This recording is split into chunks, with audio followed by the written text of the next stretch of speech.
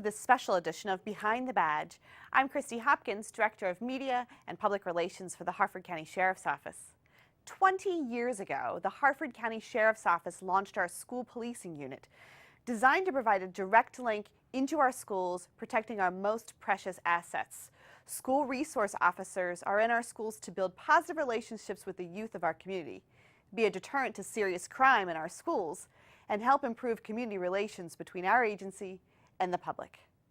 Fast forward to 2019, and the role of the school resource officer, or an SRO, has expanded well beyond simple relationship building. Recently, our public information specialist, Kyle Anderson, sat down with 6 of our SROs who shared their thoughts, experiences, and knowledge to help assure all of us that our children are protected while in our schools and classrooms. Thank you all for being here, and thanks for the important job you guys do keeping our children safe every day. Deputy Blottenberger, you have been a school resource officer since the program began more than 20 years ago. How has the role of an SRO changed over those 20 years? I think at the start, the school administrators didn't know our place, and we didn't know ours as well. So as time progressed through the months, years, we've became incorporated into the school community much more than at the beginning. But essentially the role of protector, enforcer, and mentor has stayed similar, but it's changed in a few ways. Protector, obviously our job one is the safety and security of the campus. Our tactics and how we go about doing that has changed and rechanged and changed again through the years. As far as enforcement, when we started, students, it was illegal to possess a pager on school property. And the law at that time said we shall arrest for that violation. Well, now with the advent of cell phones and social media, I can't even imagine that applying now. Mentoring stayed fairly consistent, though how the approach has changed. We now do clubs and schools, but the rapport and the constant contact with students has not changed since day one. So it's kind of morphed and changed in various ways, but stayed constant in others. And for me, that's what kept the job interesting through the years. So would you say it's more challenging now than it was 20 years ago? I believe so. There's more dynamics at work than there wasn't before. The internet was just in its infancy at that time. The kids didn't have phones. So yeah, it's definitely made it more challenging. Corporal Colin Behes, as a supervisor of the unit, you're in charge partially of overseeing, make sure everybody's trained appropriately. What sort of specialized training does a deputy need to receive in order to become a school resource officer? So for the schools in Maryland, we have every SRO gets trained with NASRO certification, or the National Association of School Resource Officers. And recently that's changed in this year with the Safe to Learn Act, where all school resource officers must have this training. Now in Harford County, we gave it to all of our deputies, but now it's mandatory. And everybody that's had previous NASRO certifications are actually going to get retrained with a refresher training, and all of our new resource officers that come to the unit will be getting the newer version of NASRO certification.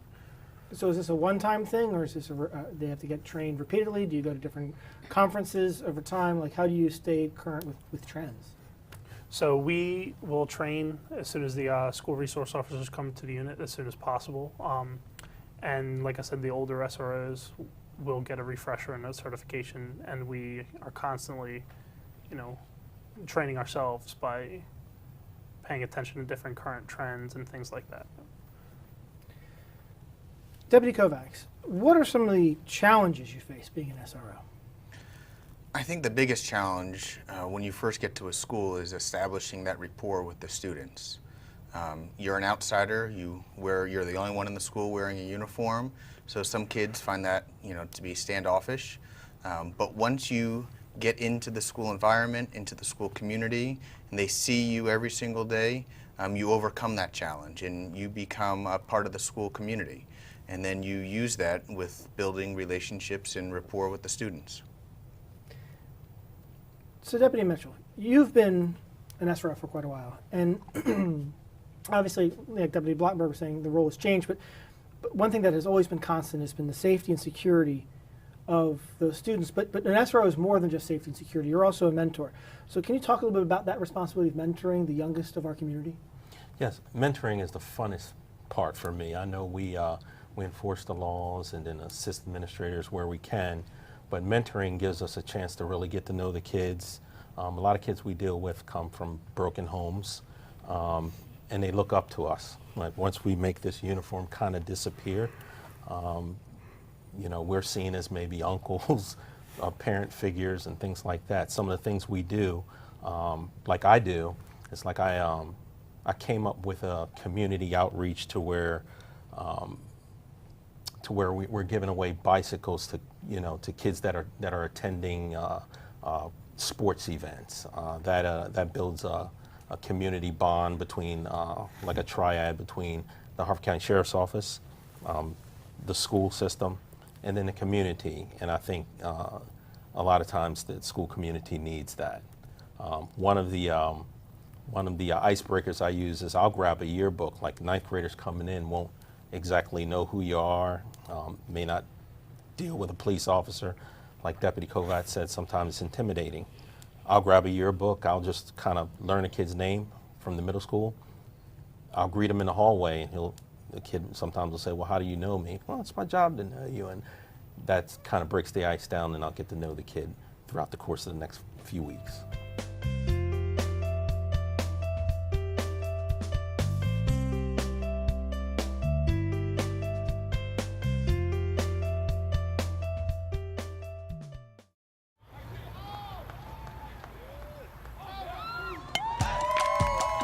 From our dining and shopping,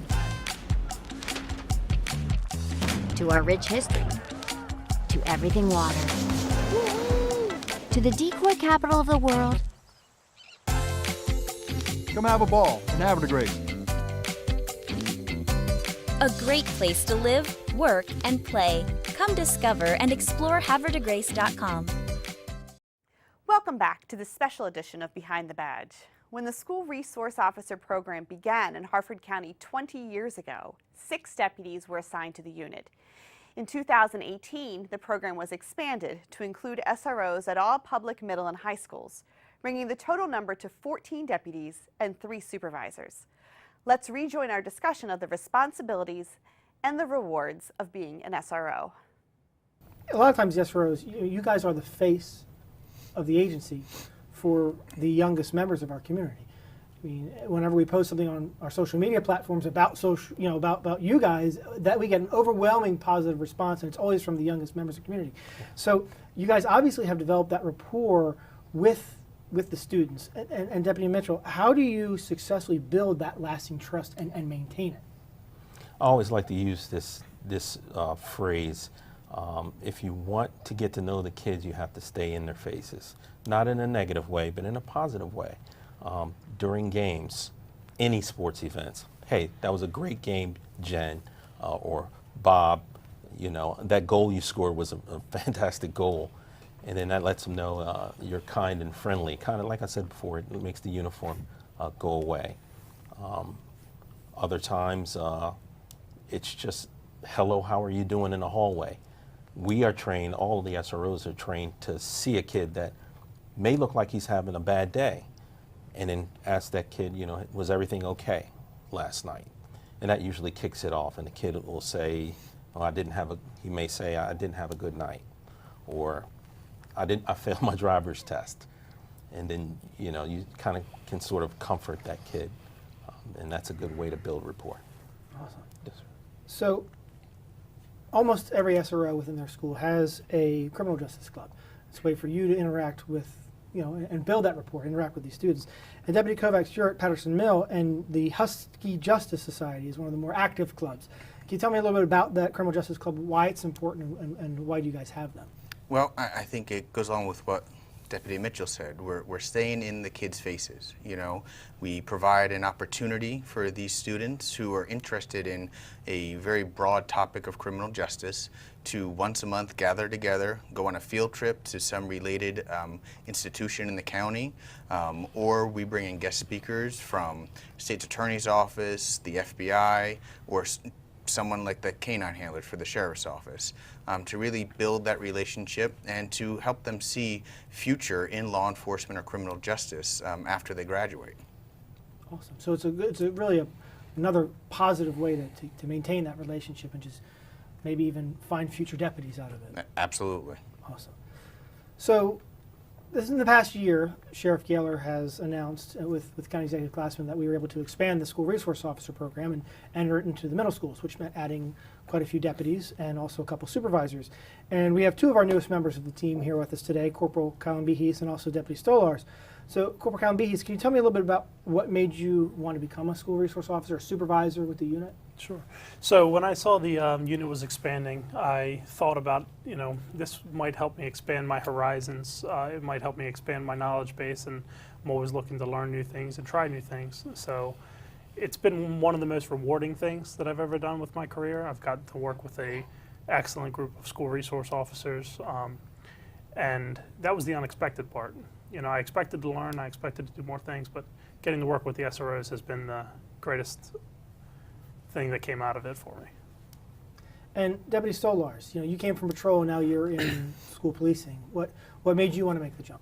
Well, coming from evening shift, a lot of times it was hard for family events and missing a lot of things. And coming to school resource officer, it allowed me to interact with my community more and also see my family more. So it was positive on both fronts.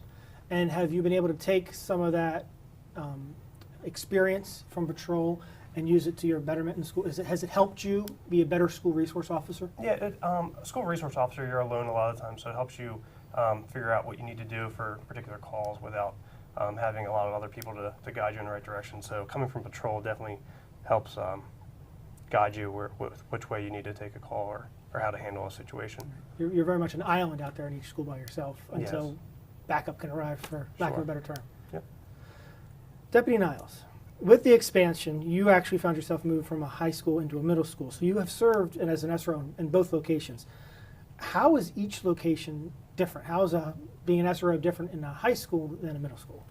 Obviously, the students' developmental levels are different. So the way that we would speak to a high school student is going to be a little bit different than how we speak to the middle school students.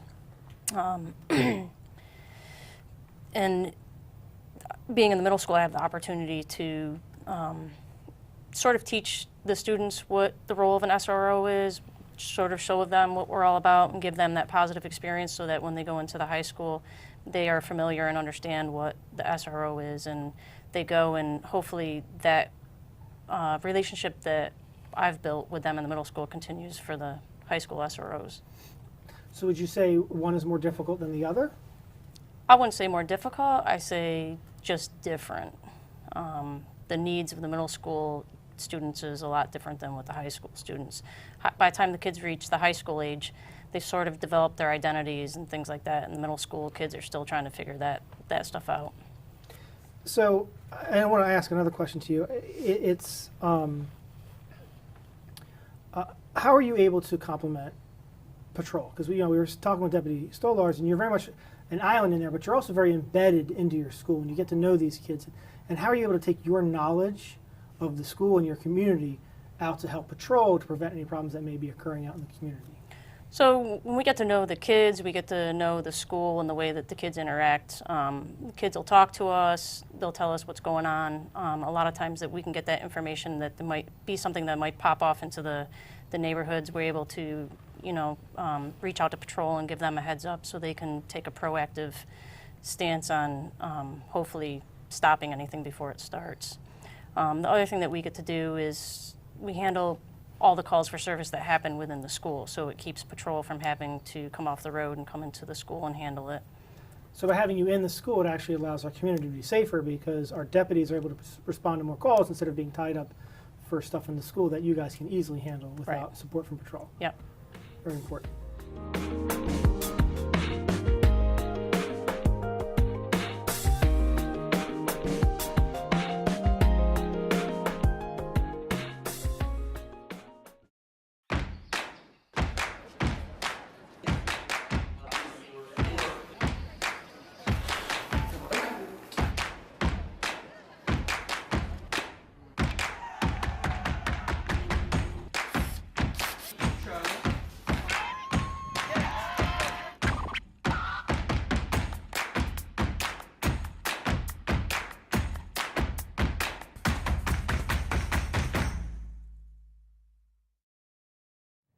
To join our SRO unit, a deputy must apply and go through an interview process to determine their suitability for the role.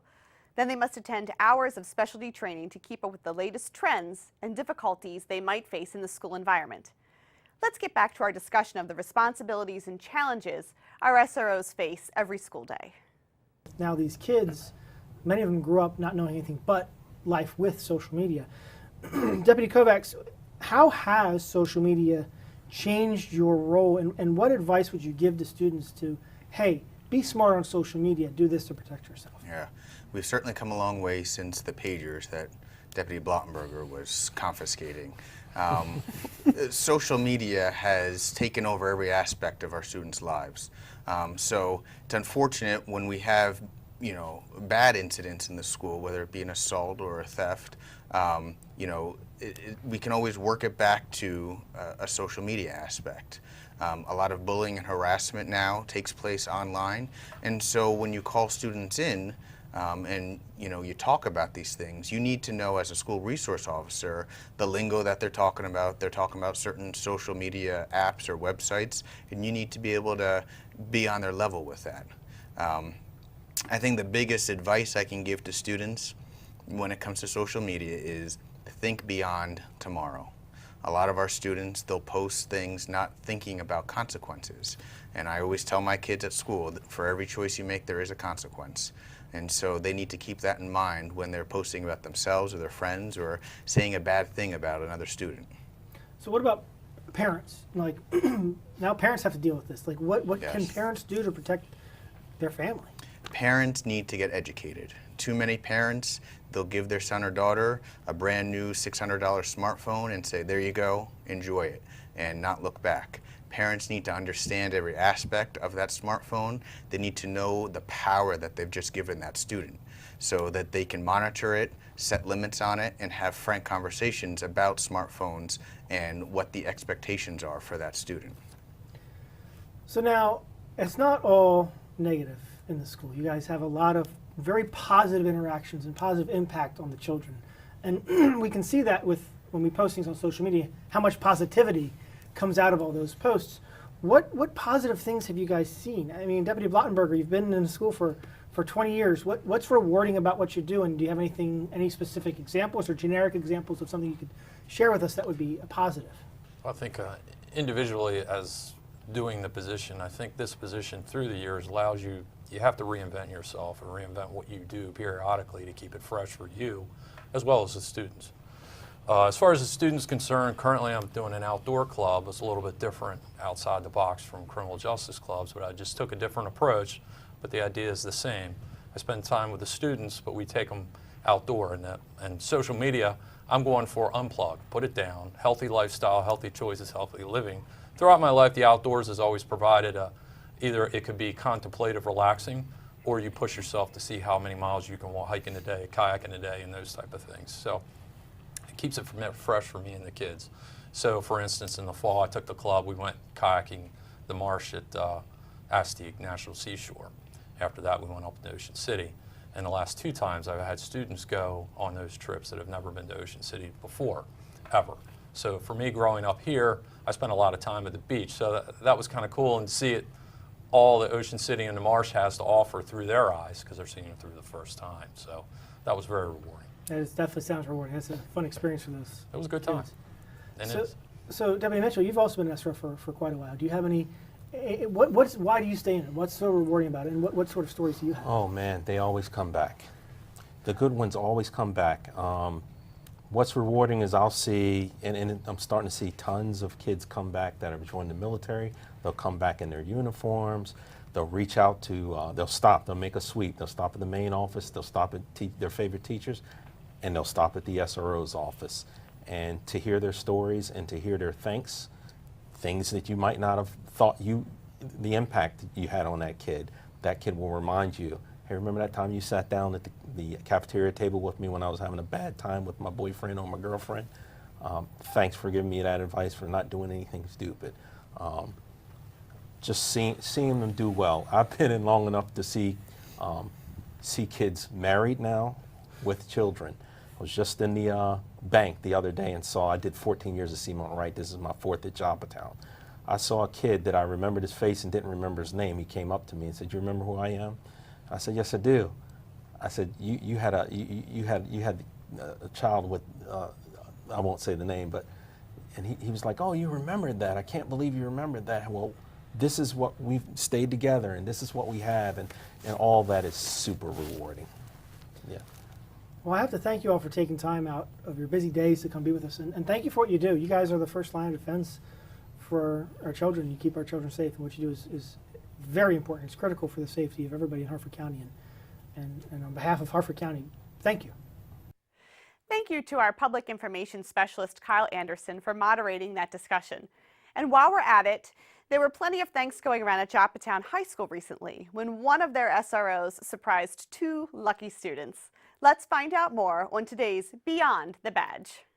Deputy Khalid Mitchell, or Deputy Mitch as some know him, surprised 2 students during halftime at a boys' basketball game when he presented them with bicycles that he purchased with his own money. The students are nominated as good citizens and must be between the ages of 5 and 10. This is the 2nd year that Deputy Mitch has done this, and just one of the many reasons he's loved, valued, and appreciated at Joppatown High School. We're lucky to have a deputy like him going beyond the badge and representing the best we have to offer in Harford County. Since the event, and following positive publicity, several community members have come forward asking to help Deputy Mitch expand the program and offering to donate more bikes for him to give away to more deserving students. Thanks for joining us today on Behind the Badge. We have lots more to share with you about who we are and what we do and how we keep you and your family safe here in Harford County. Make sure you follow us on Facebook, Twitter, YouTube, and Instagram for more information about our agency between episodes. Until next time, for Behind the Badge, I'm Christy Hopkins.